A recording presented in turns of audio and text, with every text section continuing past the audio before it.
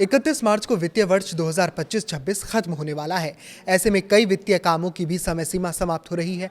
हम आपको 5 ऐसे ही काम बताने वाले हैं जिसे 31 मार्च 2026 तक करना होगा, नहीं तो आपको टैक्स ज्यादा भरना पड़ सकता है। नमस्कार, मैं आशुतोष जोशी और आप देख रहे हैं न्यूज़ 18। तो इसमें सबसे पहला है इन्वेस्टमेंट प्रूफ। अगर आपने टैक्स बचाने के लिए साल की शुरुआत में ही निवेश किया था तो उसका प्रूफ 31 मार्च से पहले जमा कराना होगा। इसके लिए अपनी कंपनी या एम्प्लॉयर को ये डॉक्यूमेंट सबमिट करना होगा। ऐसा नहीं करने पर टैक्सेबल इनकम कट सकती है। स्वास्थ्य बीमा, हेल्थ इंश्योरेंस लेने वालों को सेक्शन 80D के तहत टैक्स में छूट दी जाती है। फैमिली के लिए 25,000 रुपये, सीनियर सिटीजन के लिए 50,000 रुपये और माता पिता के लिए 75,000 रुपये तक कटौती क्लेम कर सकते हैं।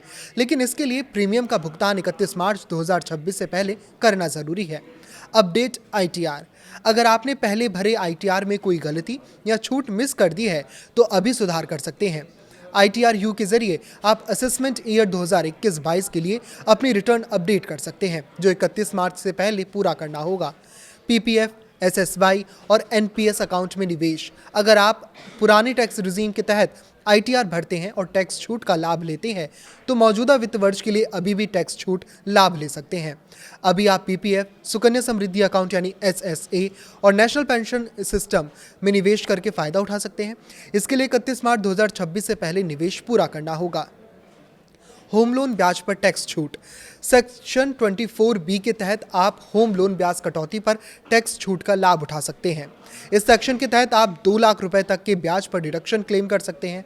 मौजूदा फाइनेंशियल ईयर के तहत आपने जितना ब्याज दिया है उतना ही क्लेम किया जा सकता है।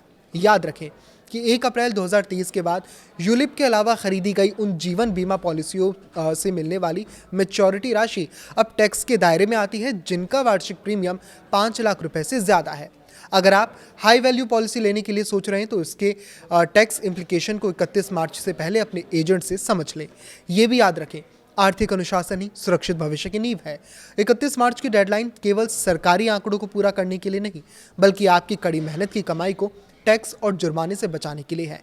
टेक्निकल सर्वर डाउन होने की समस्या हर साल क्लोजिंग के दौरान देखी जाती है, इसीलिए कल का इंतजार किए बिना आज ही अपनी चेकलिस्ट पूरी करें। इस पर आपकी क्या राय है हमें कमेंट करके ज़रूर बताएं।